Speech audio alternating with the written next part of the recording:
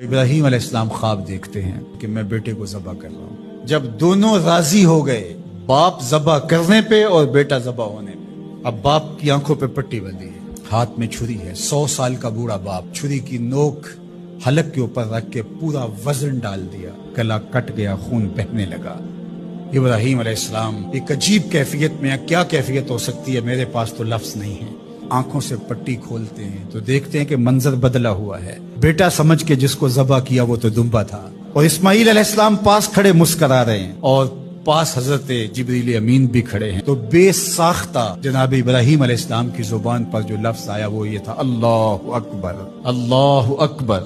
تو حضرت اسماعیل بولے، لا الہ الا اللہ واللہ اکبر۔ پاس کھڑے جبریل بولے، اللہ اکبر وللہ الحمد۔